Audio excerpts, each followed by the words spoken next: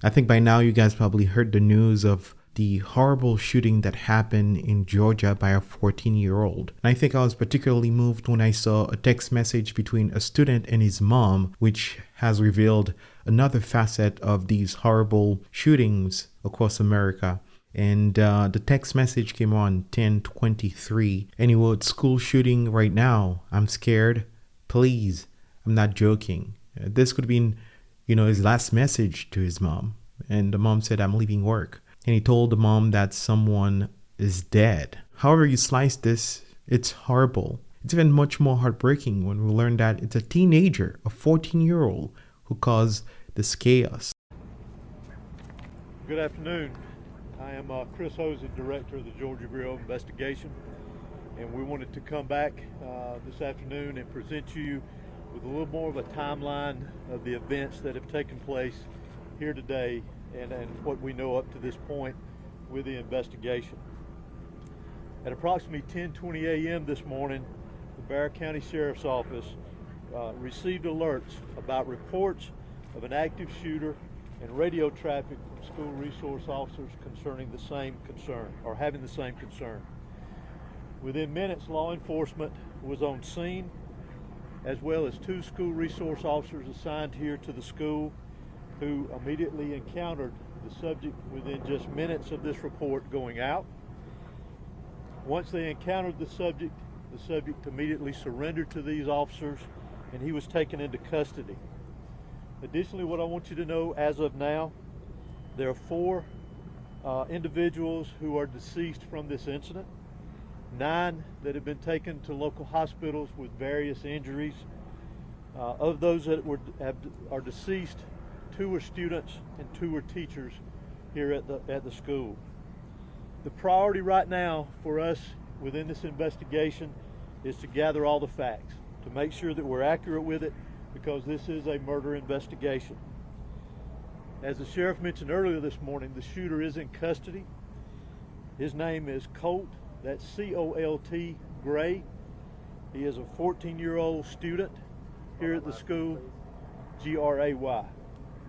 He is a 14-year-old student here at the high school. Again, he has been taken into custody. He will be charged with murder, and he will be tried as an adult and handled as an adult. We're coordinating these charges and obviously this investigation with District Attorney Brad Smith, who is the District Attorney for the Piedmont Judicial Circuit here. Since earlier this morning we talked with you, and since the incident occurred, numerous interviews have been taking place through our investigation with students, faculty, as well as any other witnesses that we could identify. Law enforcement had a very, very swift response to this incident once the incident was determined that there was a concern here.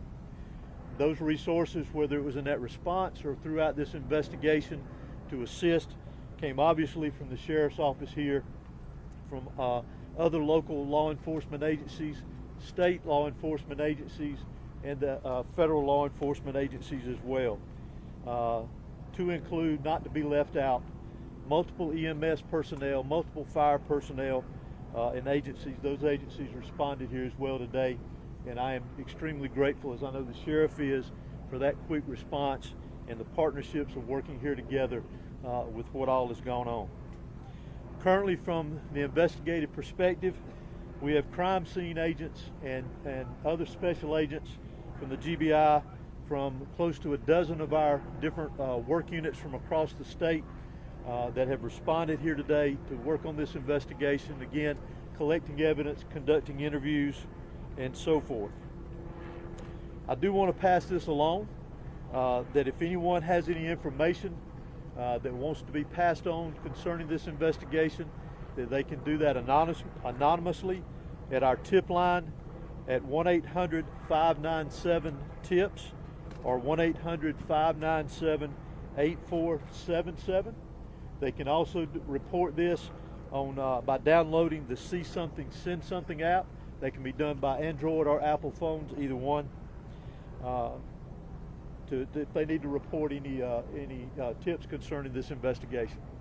Let me close out before I turn this over to the sheriff and let you just remind you that this is still a very active investigation. There is still a lot that is very fluid. There's still a lot of interviews to be conducted that will continue on into the night, as well as crime scene work and collecting and gathering evidence.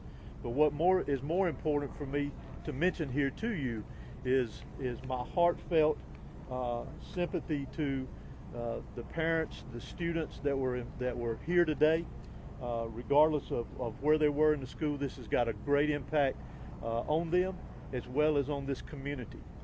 My thoughts and prayers, along with everybody standing behind me and every law enforcement agency in this state, and many I will tell you around this country, they are in our thoughts and prayers, and we will continue with that. We ask for your patience as we continue through this, and we'll continue to try to give you as many updates with information as we can to keep you informed. But thank you for being here. I'm now going to turn it over to Bexar County Sheriff Judge Smith. Thank you. Director, would you spell your name, please? H-O-S-E-Y. Thank you. Good afternoon. I'm Sheriff Judge Smith of the Bexar County Sheriff's Office. I never imagined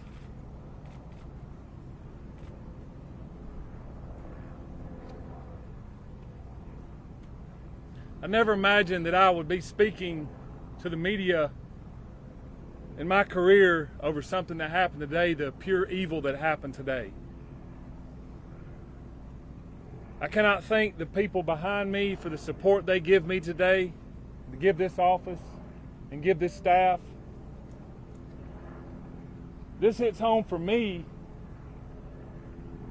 I was born and raised here. I went to school in this school system. My kids go to this school system. I'm proud of this school system. My heart hurts for these kids. My heart hurts for our community. But I want to make it very clear that hate will not prevail in this county. I want that to be very clear and known. Love will prevail over what happened today. I assure you of that. It is very early as to what happened. Governor Kemp reached out to me and has provided me every single resource that he has to make sure justice prevails. I don't know why it happened. I may not ever know. We may not ever know. But I ask that you and our community lift up our schools, lift up our public safety, and that, again, we do not let this hateful event prevail as to what happened today. I want to thank the surrounding agencies and counties and cities and state and federal authorities that have come and provided us, because they prevented a lot of more tragic events from happening. Continue to lift up these families, continue to lift up our students and our kids, and know that love will prevail. At this time, I'm going to ask Dr. LaDuff, our school superintendent, to come and speak on behalf of the school.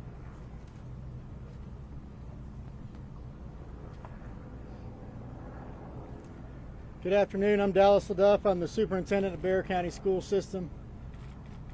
I want to thank the Bexar County Sheriff's Office and all of our law enforcement partners for their swift response today, along with that of our staff.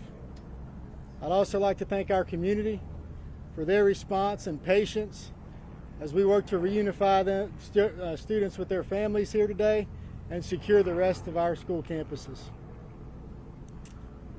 Our schools will be closed for the remainder of this week as we cooperate fully with law enforcement to get answers to the many questions that we all have about this incident here today.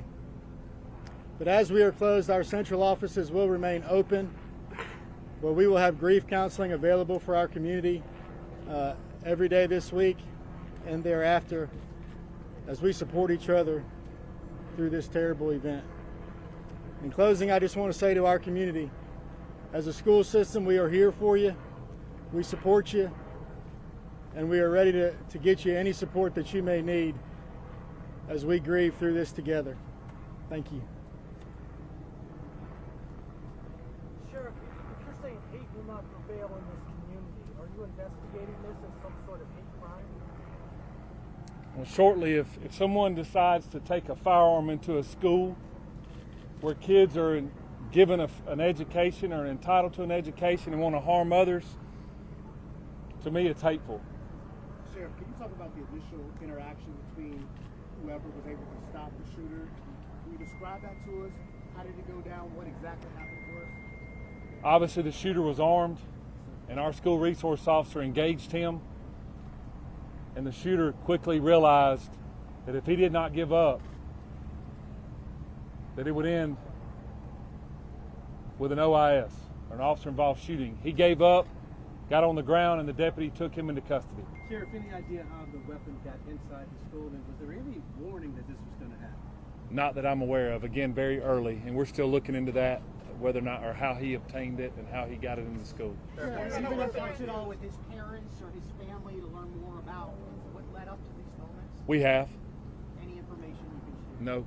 What kind of weapon was It seems like you have a large Hispanic population. Have you been able to communicate with the people in their language to make sure that everybody knows what's happening? Yes, sir, I have. The school and our office has people that speak in Spanish, and they have spoke to those folks as well. Yes. Sheriff, is the shooter speaking with the law enforcement now? Sorry. Is the shooter talking, and is he saying why? The shooter was interviewed, and he was speaking with our investigators earlier, along with the GBI. Sheriff, he said why? How's that helping the sheriff? It is helping our investigation. Sheriff, reports of threatening calls perhaps made to the school prior to the shooting. Is that accurate? None that I'm aware of. Were all 9 injured victims shot? In some capacity, yes. Sheriff, can you tell us about the 2 individuals deceased and was one targeted? We don't know of any targets at this point. Sheriff, what kind of weapon was used? Have you identified the weapon?